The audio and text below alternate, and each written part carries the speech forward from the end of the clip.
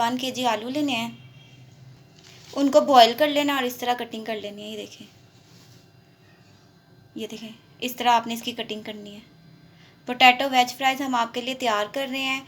इसके इंग्रेडिएंट्स आप नोट कर लें। आपने सबसे पहले इसमें नमक को शामिल करना है, हस्बे ज़रूरत आपने इसमें नमक को शामिल करना है, और 2 टेबलस्पून आपने इसमें मैदे को शामिल कर देना है। 2 टेबलस्पून मैदा आपने इसमें शामिल कर देना है इस तरीके से, और इसको मिक्स कर लेना है।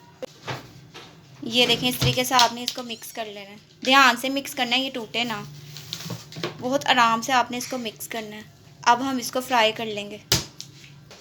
इस तरह से आपने कढ़ाई लेनी है, उसमें आपने ऑयल को शामिल कर देना है, साथ ही आपने वेज फ्राइज़ इसमें शामिल कर देना है इस तरीके से। हाफ डन आपने वेज फ्राइज़ को बॉईल करना है, हाफ डन वहाँ पे आपने तैयार करना है और हाफ डन हम इसको फ्राई कर लेंगे। इस तरीके से आपने इसको शामिल करना है। पोटैटो वेज फ्राइज़ की रेसिपी को तैयार करना है। ये देखें, ये कितने क्रिस्पी बने हैं, ये देखें कितने क्रिस्पी और मज़े के बने हैं। इस तरीके से आपने इसको तैयार करना है। आप बच्चों को बना के दें, बच्चे बहुत ज़्यादा इसको पसंद करेंगे और इसको खाएंगे और आपसे फरमाइश खुद करेंगे। हमने पोटैटो वेज फ्राइज़ खाने हैं, बहुत टेस्टी, क्रिस्पी और मज़े के तैयार होते हैं। रमज़ान के लिए स्पेशल रेसिपीज़ हम आपके लिए तैयार कर रहे हैं। रमज़ान में आप इसको तैयार करें, बच्चों को बना के दें, खुद भी खाएं, बड़े भी इसको बहुत ज़्यादा पसंद करेंगे।